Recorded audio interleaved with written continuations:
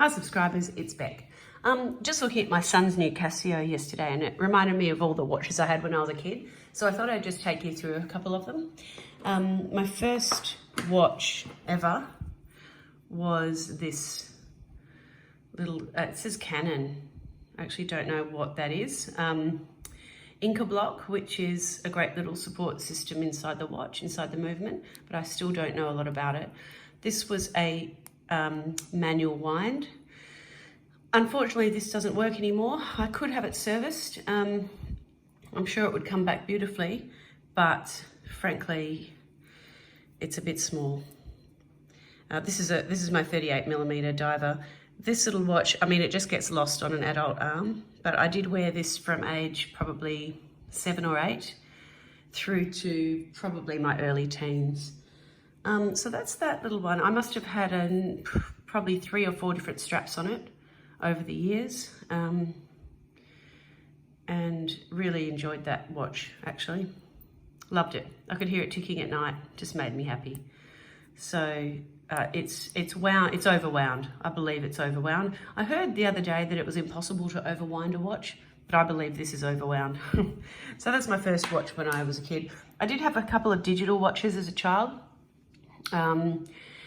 but they were generic. One of them was pink with no brand. It came with a pen, and one of them was actually a little grey-faced, it may have been a Casio, but I don't know. Anyway, second watch of note is this one. This was not the original. This is a brand new replacement. I had this version of Swatch, probably aged about 14 or 15. I was about that age at the time. I wore this through high school. I don't know, I just absolutely loved this watch. I love the skeleton dial. I think that's carried through in my passion for watches now. I still am fascinated, although I don't have a skeleton watch, I'm very much fascinated with the insides of the movement. So although this is a Quartz, obviously, as a teenager, it was pretty cool to be able to look in and see what was going on there. I got rid of my Swatch many years ago, but this I bought to replace it so that I could show the kids what my watch used to be. My daughter claimed this watch, and she's pretty happy about that. She hasn't worn it yet though, interestingly. But yeah, this one was about 142 Australian dollars in 2020, and I bought it from Italy on eBay. Really great packaging, really great deal. The next watch of note is a fashion watch, of course. It's just a nice little Quartz, Marilyn Monroe. I bought this on a trip when I was 15. It was quite a sentimental trip for me. First time I've been on a plane. I wore this, it's a little bit bigger in the face, on the dial. This is a great little teenage girl's watch. My daughter has also claimed this watch. Has a stretchy little band. It was $50 then. You can buy them now for $50. So nothing's changed but the quality. When you look at this particular watch up on eBay, the dial is shockingly bad representation of Marilyn. The hands are cheap and the band is nowhere near as good looking as this. I mean, given that this is about 35 years old, still functioning perfectly. The ones on eBay now, they look like this, but I can see from even just looking at the photos that the quality is just not there. So I'm really glad I bought this. I'm really glad my daughter likes this because it was one of my old favorites. Next watch of note is the next one I got. Actually, I'll just go back to the Swatch. I actually got exactly the same type of watch, same band, etc. It was a Swatch, but instead of the skeleton face, I got the one with a mirror. So it was just a blank mirror. There were no indices. Same hands as this, red, blue, and yellow, but the face was a mirror. I probably wore that for a couple of years. I can't find another one like that now, but I really loved that as well. So back to this one. This is a Citizen. I received this for my 21st birthday. I've never changed the band or anything. It is a Quartz, clearly, or not clearly, it's a Quartz. Has a nice little clip here. I must have worn this to death from age 21 to age, approximately age 23, 24 maybe. So I put in a good few years with this. This came with me from Australia across to London. It's very small, very petite. Let's just undo it if I can. No, where's the link? Oh, there it is. Where's the clasp? There it is. You can see the size. It's just tiny. But it kind of matched my grandmother's watch. And I really loved the sentiment. I'm pretty sentimental. So I bought that. I had that, you know, I chose that for a gift for my 21st from my mother, purely based on the sentimental way that it looked. And I liked gold at the time. Look, I wouldn't wear it now, but it was a really lovely little watch. I really enjoyed the little crown with the black, I think it's black onyx. Probably isn't, it's probably plastic, but at the time this was 100 Australian dollars back in about 1994. And as a family that didn't have much, this was a big deal. You can see the band is just grubby. I've wore this to death, so yeah. Love this little watch. The next one I have in this particular little collection that I show you, this collection doesn't include a couple of watches that I did have at the time, just due to the fact that I don't wear these at all. The ones in my collection that were from the same period of time that I do wear are in my watch box, and that will be a whole nother video. The next watch is the one that replaced the Citizen. I had a friend who gave me a birthday gift. It's engraved in here in the year 2000, I believe. He just said to me, I know you like your little gold watch, but that is so old-fashioned. He couldn't stand it. He just thought I needed an upgrade. So he bought me this little fashion watch. What I really loved was the little, obviously well worn, the little bangle type bracelet. So again, quartz, not the most fabulous watch you've ever seen, but it was special at the time.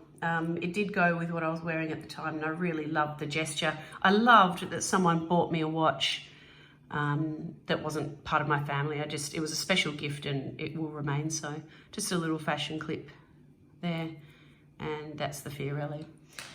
Two more. I think these two are kind of in between watches where I'll need to actually talk about my current collection, but I'll skip over a few parts. Basically, there was a watch that I had that I lost. I tried to replace it. I failed. I replaced it with something else. That's the other story. But in the meantime, I just wanted a quick little watch that I could wear. This Casio, still perfectly functional to this day. It's just a quartz little chrono. There's no timer, there's no bezel movement. It's just simply the day, you know, the date, etc. So, and the 24-hour clock. So really lovely. I love this Casio. I loved the color pink. I think it's a really attractive little sort of a watch. I probably, I did replace the band, obviously. It was some kind of pink leather, which I hated because it was more of a coral pink.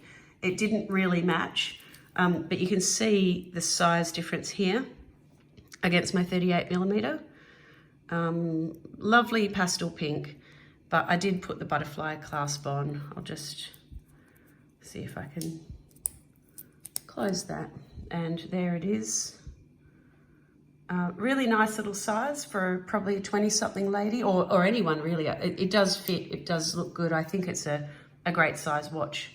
I'll just actually take off the Islander and push this to where I'd normally wear it, and that's the way that my Casio sits.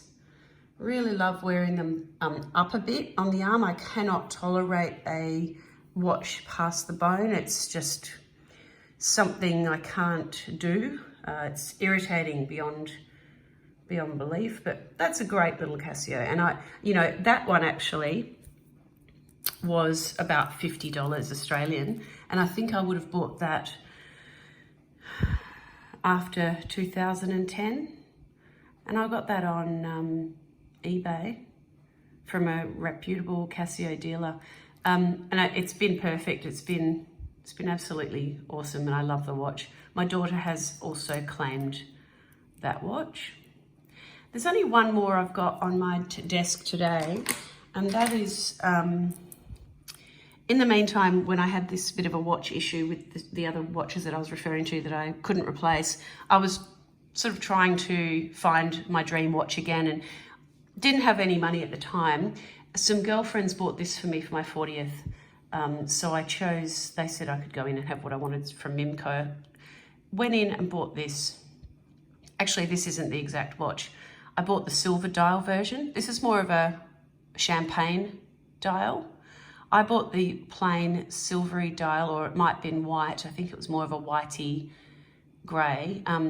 But I loved this particular watch. It again has the double, well, the quick release there. Again, this is a bit smaller. I don't think I'd wear this anymore. It's also, now let's see if I can actually do it up. Oh, I always have trouble with this. Oh, there, that's easy. Okay. It is a bit small for me now. I'm used to wearing my big divers, so this is just that little bit girly, I think. I know that term is stupid, but a bit small. That watch I gave to my daughter, and she wore it into a pool.